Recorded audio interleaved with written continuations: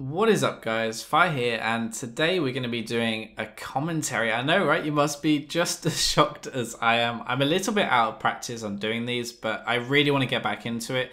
Commentaries are something that I think are really important to learning a new champion or a new role, because you want to know the mindset that you should be having about the things that you need to be doing. So I can show you what I'm doing in these games, but I can also talk about why, and that's really important when you're bringing it into your own games. I'm also going to be doing some unranked to diamond series. So I know a lot of streamers do these, but they're kind of for entertainment more. And I really want to teach you guys how you can carry from those lower elos. So the kind of things that you can do to increase your chances of winning. And I think that's going to be helpful. So I'll be leveling up my Smurf as soon as possible.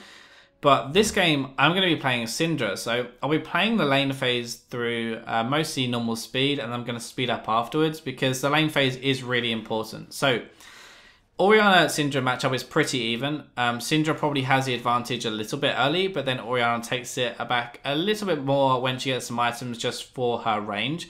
Now, what I'm trying to do is push it a little bit and put Orianna on the back foot. Now, the reason I'm doing this is because Orianna started E.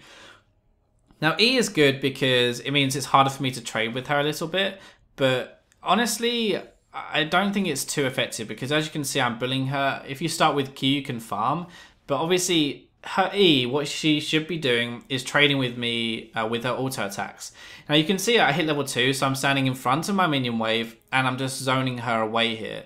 So she can't really do anything because she started E, as I said. She can't farm these back ones. She can only absorb some of the poke that I'm putting onto her. So I know that I'm perfectly safe. She has no way of trading back with me, and if she runs at me with her auto attacks, I'm simply going to run away. So the ward up the top there, the reason I've warded there is because if Hecarim wants to gank me, he's going to be doing it from the top side. I know that he started red because my team communicated it. They've said that obviously bot was a little bit late. So I'm kind of expecting it's actually going to bite me in the arse. You'll see in a second, but I am expecting to be perfectly safe, which is why I'm pushing. Because if Hecarim wants to gank me, he should have to walk through it. Now, if we actually look here, he managed to get through my ward. I'm going to put my stun here and stun both of them, which means I don't have to flash. But because I didn't flash, I'm going to have to use both potions. You can see at the top of the screen just there that if he hugs the wall, then he can actually get through, which means that my wall placement just wasn't correct. I should have moved it slightly outward so I could see him. And he just kind of sneaked me and he's reset the lane. Now, what I mean by reset the lane, so I am almost 10 CS ahead. I will be 10 CS ahead with the wave when it comes to me, but that's not going to matter too much because we're now even on potions. So if I take a rough trade, I'm actually going to be screwed, basically. And because Hecarim, if Hecarim comes again, I will have to flash. Or most likely will have to flash. Or even if I don't, I'll probably lose some potions or some mana. So he's going to put me behind. So I'm playing pretty defensive now. I'm only last hitting with my Q. And the reason I last hit those 3, even though it slightly pushes, is because I want to make sure that I get all 3 of those CS. So if I don't last hit with all with my Q on all 3, I'll probably end up missing one. So I'm just trying to maximize my CS here. So I'm playing very defensive. You see my positioning is kind of away from Orianna on the other side of the minions, meaning that she would have to walk through them almost to get to me.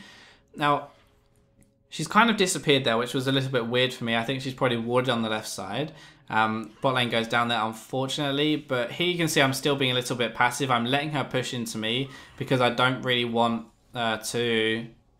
I don't want Hecarim to gank me, but Hecarim's actually just ganked bot, so I can be a little bit more aggressive now. You can see my positioning. I'm walking forward slightly.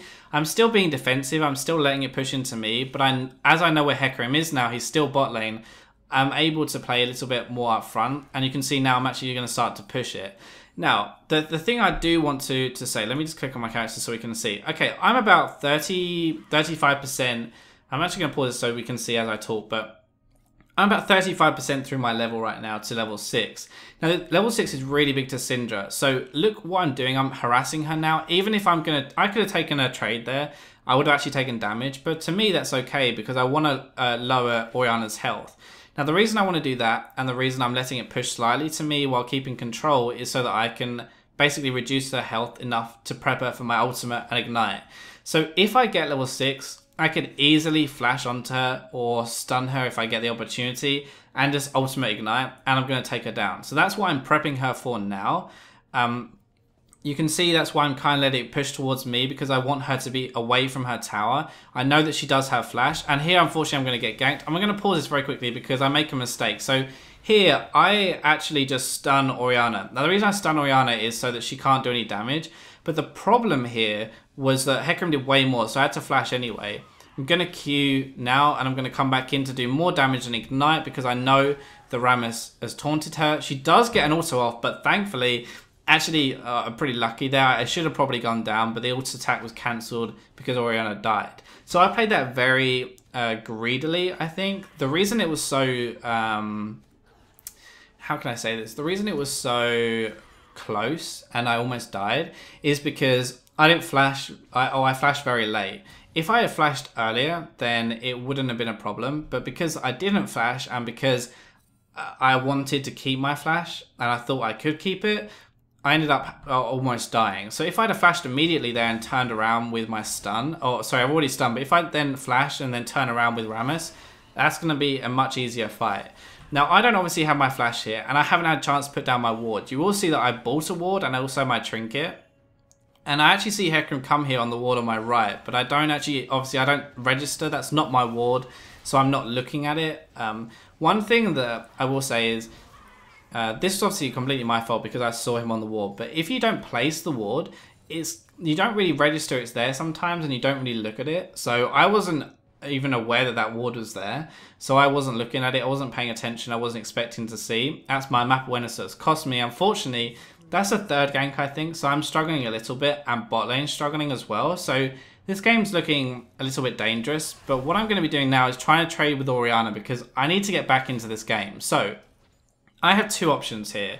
I can either push her in and then go and roam, or I can try and kill her. Now pushing is dangerous because Hecarim is ganking the crap out of me. So right now, I'm going to push and I'm going to ward, basically. Like, that's what I want to do. I can also see Hecarim top right now, so I'm not too afraid. But I'm going to go and see if I need to help them. I don't. But right here as well, I'm just going to talk very quickly. Orianna's in this bush. Now, I can go through there if I want to. And I could just take some damage from a QW combo. It's something that a lot of players actually do.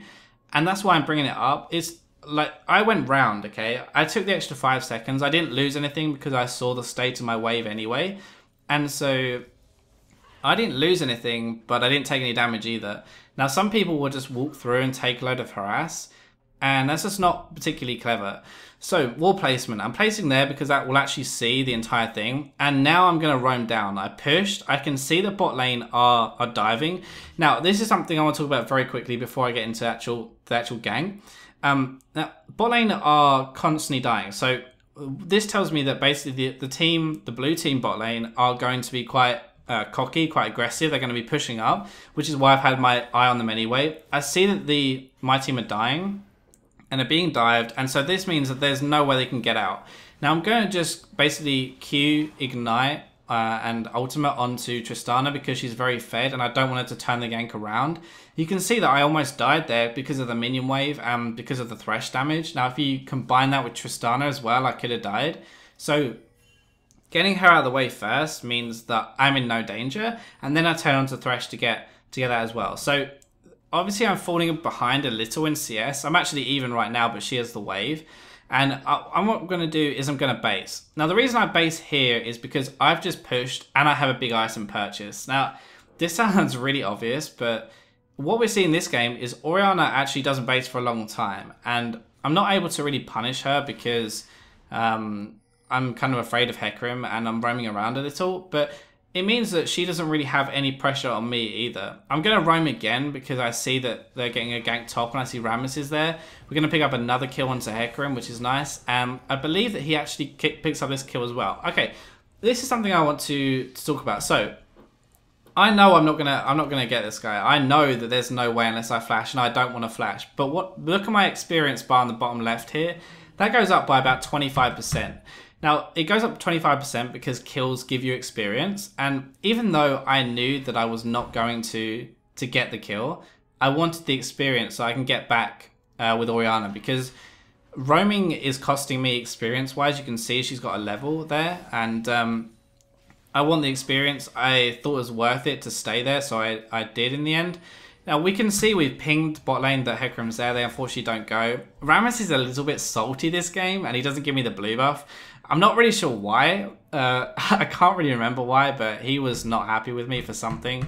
And yeah, so he is a little bit salty. And we can just see Orianna was bot lane here. So I'm sitting here with my ward to see if I can get some cheeky harass onto her. As I said before, she hadn't bought previously. We can see obviously she has now because she actually just based, but when she was roaming, she had just a chalice. And if she had come back to mid like that, then I probably could have Q eat her over the wall, stunned her, and I could have flash, ignited, and ultimate. I had everything available, so I would have been able to pick up that kill. Now there is some action top. There's nothing I can really do, but what I do is I wait for Orianna to see if she's coming. I'm hoping she's gonna come to the left of the mid lane there, so I can get her. But unfortunately, she actually waits a little, and I lose my patience and just push the wave. So at this point, we can talk about levels. Now, levels in mid lane is pretty important. You can see that I'm trading with her, but I'm not overcommitting. And the reason for that is, even though I have an item lead and I'm SYNDRA, she's level 11, which means her ultimate does an extra 100, 150 base damage, which is actually quite a lot when you don't have a lot of health. Like, I only have 1200, so that's actually a considerable amount. And I don't want to risk it. But we can see now I'm level 11, I'm more aggressive. Actually doesn't go my favor. We can see that I'm going to take a lot of trade damage here, and I'm end up going to have to base. But that's the reason I'm being more aggressive, because I'm level 11. I'm actually going to see a gank that's very straightforward. There's nothing really for me to say there. I land my stun and ultimate, and I don't use my ignite. That's probably the only thing to say is I don't use my ignite because I know I don't need to, and so I guess it's just a waste. But ignite is very important for individual solo kill potential. So if I want to kill Orianna on my own, then I have to have ignite really. So especially with this kind of item route as well. So this is a little bit risky. I'm going to put some damage onto Orianna, and I do obviously still have my ignite and my ultimate. I use my ignite there, thinking hopefully we can get her. Now this here, obviously I kind of know we've lost this fight, so I'm going to back out a little, but I'm also worried of Thresh. So I'm worried of the Thresh, which is why I back out so soon. I land the stun onto him to try and save Braum, and I come back in to put a little bit of damage, but Mindo ignores him here and just runs at me. So I'm going to speed this up because I flash to get away, but I make a mistake. So I could have run up here, and I maybe would have survived. But this, what I actually do is I stay under my turret. I try and take him down because I do have my my ultimate, and he doesn't have his ultimate. But I don't have my ignite, and if you look at his items, he's rushed a Visage, so he has loads of MR, and I don't really have a ton of damage. I have mana regen, and I have some cooldown reduction, magic resist, and that's not really enough to kill Mindo. So that was my mistake. I thought with my pen boots it will be enough, but it's not. So let's talk about items very quickly, because there's nothing really happens for this. I'm going to go in and try and try and save my teammates, I believe, but I don't actually get anything off here. Actually, let's just hang on 1 second. So I do actually want to talk about this. Okay, so this fight, I've learned my lesson, right? I can't kill Mindo. I know that I can't, even with my ultimate, and he's on that health right now. He has his ultimate running, and so I can't kill him. Like, I've accepted that. But what I do know is that Tristana is up there. So as soon as the stun spore, the Jinx, puts the ward over the wall, I immediately switch my attention to Tristana. Now what I could do here is I could ultimate, but what I'm going to do as we run this is I'm going to just Q and E. I'm going to take down Tristana there. So that was pretty much purely just switching focus and paying attention. Now, I was not looking to kill the Mindo, so I was looking around for other opportunities, and that's why I reacted so quickly to the Tristana, because I already didn't want to kill Mindo. Now, we see my ball placements here in this fight. I'm actually going to try and just ball off these two. Some of my balls actually aren't aimed at anyone. So you can see my next ball here isn't going to be aimed at anyone right there. It's just so that I can drag it and throw it, and I can prep for a stun if I need to. Maokai's going to go really ham, and I'm just going to Q, E for the stun, and then I'm going to ignite.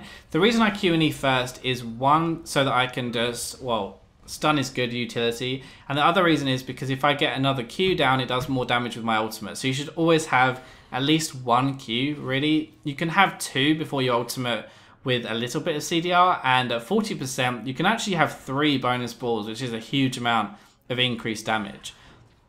So, build-wise. Now, some people don't get level 2 boots for a long time. They prefer extra magic damage. Now, magic pen is good against champions. Magic damage is good against minions and just in general, I guess. So, magic pen is good against champions because obviously it reduces their MR. You bypass some of it. Your skills are just going to do more anyway. But obviously, if you just build like flat AP, you're going to be clearing waves quicker. You're going to be doing like a bigger chunk of damage if you buy a rod. But I wanted to be able to kill people. So when you're trying to kill someone, having magic pen boots is actually a good idea. Now you can see here, Orianna's got a lot of damage. She's got her, well, she has basically the same items as me now, and I didn't really respect that, so I have to go in base. This gives Orianna free roam to go top lane. So that's kind of my fault there that she goes top. And right here, I can see Tristana going up. So I'm going to follow. And I have to follow because Tristana's there. I don't really want to, but if they dive, then I can do this. But this is dangerous for me to be here. And I can see Tristana going back bot. So, back mid, sorry. So what I decide to do is just go and push the mid lane. Now, even though I see right here that Hecarim, Tristana, and Thresh are all going back to top, I decide to push mid anyway because there's nothing I can really do. Like, I can get damage on mid turret and it's already half health, so I can probably kill it. And if I go top, then I'm probably just going to die because I can't, like, Maokai half health and a Braum, what can I really do? The problem here is Mundo actually goes on to me and I'm going to stun. He hasn't used his ultimate here, and what I'm actually going to do is, so I'm going to ignite as soon as he gets tower aggro, and then I'm going to ultimate. Now, the reason I did this was because I don't want him to dive me, and I think he can probably kill me, and I've just seen Thresh on the top left. So if I don't ultimate Mundo here, he's probably going to dive me. Now, you can see he backs off because I've ignite and I've ultimate, and Thresh actually dives me. He does land the hook, and so I'm going to have to flash here, even after hitting the stun. I do get a little bit greedy. I think I can kill him, and Thresh comes back in and flays. So that was kind of my fault there, obviously. But the reason I flashed so late was because I didn't think I had to, and flash is really important on Syndra. I'm focusing here on the Jinx because she's going to get back into the game here, which is really good. So this over-aggression from the blue team kind of threw their advantage. Like, they were kind of 2k ahead, roughly, and now obviously we're going to get this, and we're also going to get the Baron. So suddenly Jinx is back into the game. She's kind of been struggling the entire game, and I've tried to help her out a little, which is why my farm's kind of low. And I think there are kind of 2 playstyles to Syndra. So the 2 playstyles, you can either roam or you can farm. My playstyle personally is a bit of both, which is why it's good for solo queue, because I will help my team and I'll also keep up decent CS for my own personal items. So now we have kind of the momentum in this game, I would say. We've only got 1,000 gold leads, so we still have to be very careful. And Tristana has got a very good duelist build. She's got a very good build for destroying tanks, like Maokai and Rammus at the front. Even though she doesn't have a Last Whisper, the Blader King, obviously his percentage health damage with the crits is really going to hurt. So there are 2 builds that you can go on Syndra. That's something I'm going to talk about now. So the first one is Athene's. Oh, this is actually a really big team fight. This is where the game kind of goes in. So we'll talk about items in 1 second, guys. I'm going to slow this down. So I can see Thresh. Thresh is a big problem for me. If he hooks me and goes in flay, then everyone dives onto me with the Ori ball and I die. So this is what I'm looking to dodge now. I turn around because it's obviously flying up Braum. And I'm going to be careful. So right here, look, I turn around and I try and avoid the flay. So I go backwards, I avoid the box. And I'm just standing next to Jinx at high range. I'm using my Q to kind of do damage.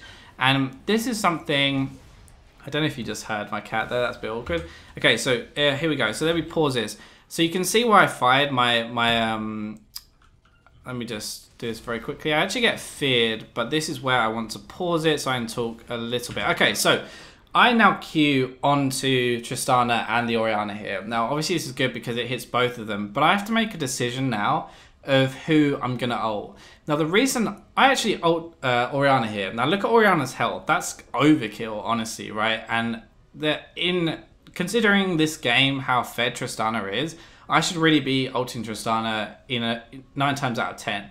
the reason I ult Orianna here is because she hasn't used her ultimate yet. Now, I've been keeping an eye on the fight. It's not too hard a thing to keep an eye on because Orianna's ult is so big. But she hasn't used her ult yet. And she's on very low health. So she's probably looking to use it about now. Because when Oriannas get low, they want to use their ultimate. They want to get it out before they die. Even if it's not a very good ult, it still can turn the tides of a fight. So, I'm going to ult Orianna. This is complete overkill after my Q hits. But it does mean she doesn't get her ultimate. Now, that kind of makes me look better than the Thor, I guess, because it cancelled mid-animation, and that's not what I intended it to do, honestly.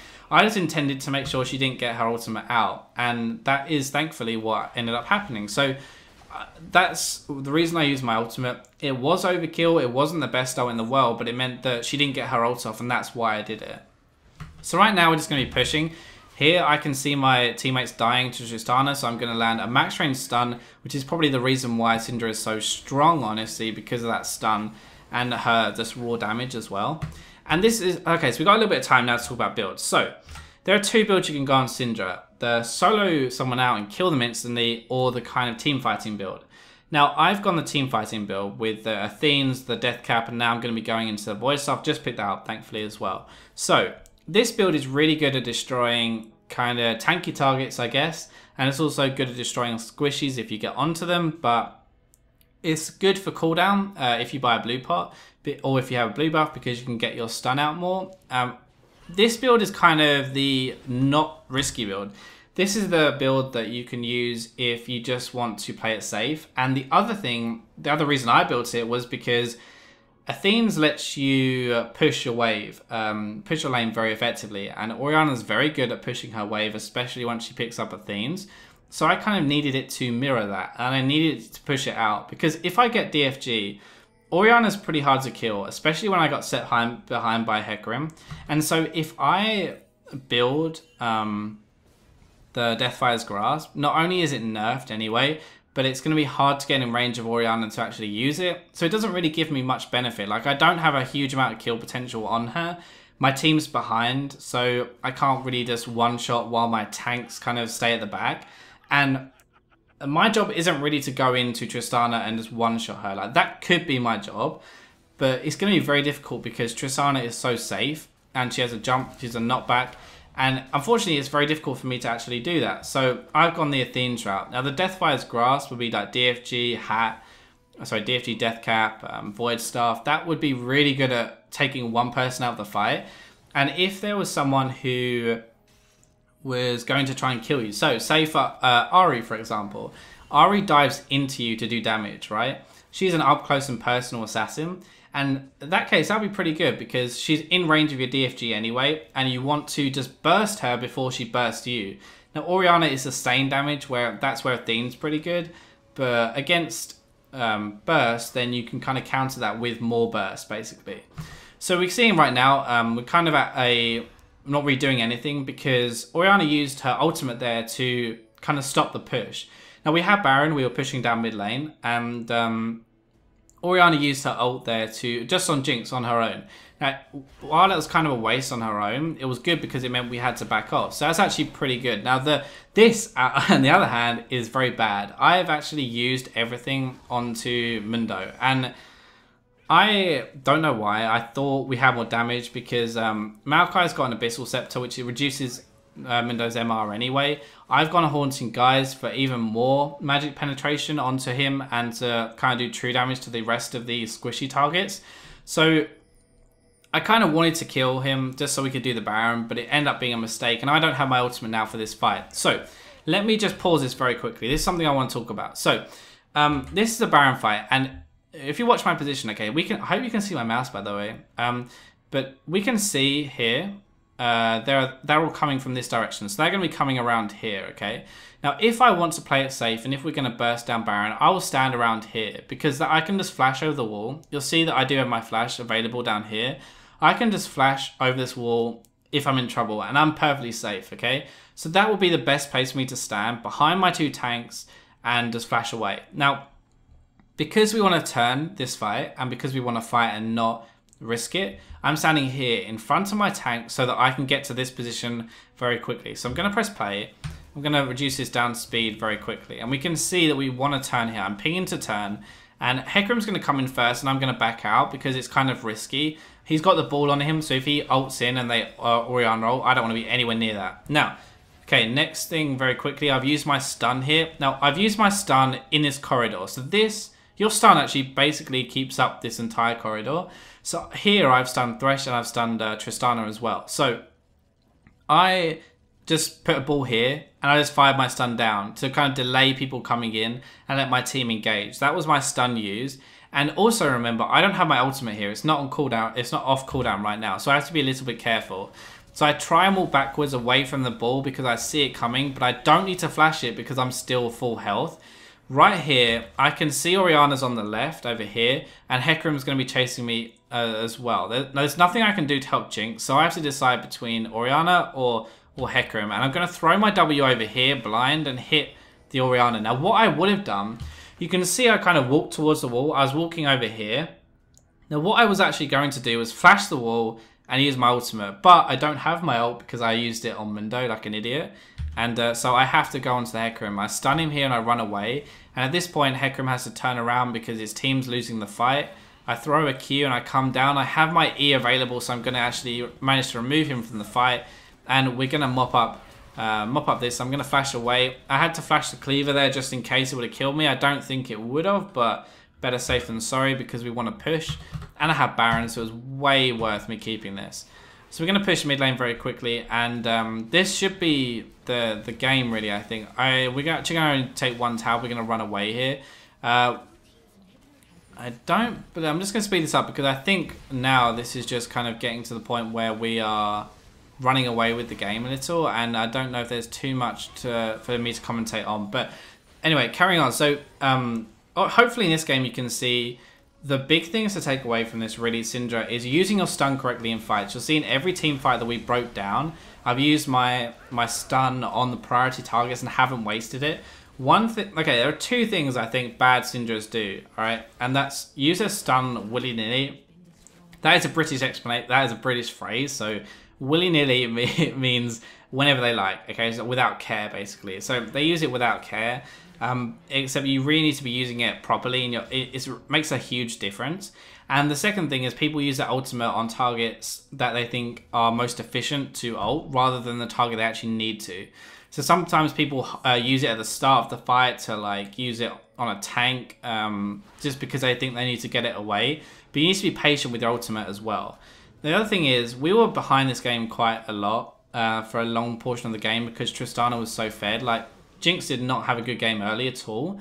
But because we had good team fighting, because I did relatively well and I picked up some kills and I had good farm as well, it meant that in team fights we could still have the impact that we needed. So this is one thing as well. Making sure your team fighting is up to par is really good on that champion because it means you can have an effect even when your team isn't doing too well. You'll see that we managed to win most of the team fights, and a lot of that was just good stuns or good engages. This is something I want to point out as well. So, very quickly, honestly, they're almost done, but these two balls here, so I placed them here because then where I am now, if I fire my E off here, this one goes over here, this one goes over here. So I'm just placing balls on the ground ready in case they come at me, where I can get, basically use one E and get multiple stuns off. So that's the reason that I'm placing them down. We're going to see that I'm actually looking to get a stun down on the bottom at the moment. But I'm still being very careful because obviously there's that, which I managed to flash. Now that was kind of anticipation as well as reaction. When an Oriole comes at you, or Ori ball comes at you late game, you kind of expect the Oriole is going to follow. And so that was half anticipation, me thinking, okay, Oriole's probably coming. And then when it did come, I was still able to flash it. So this is just wrapping up the game now. They obviously don't have any Nexus towers, and we're going to be taking this game, but as this is running in the background, I'm just going to say thank you very much for watching. And I know I'm not as good at commentaries as I have been in the past. I haven't done one of these in a long time, and so I'm kind of rusty a little bit. Also, my voice is killing me because this is the third time I've recorded this.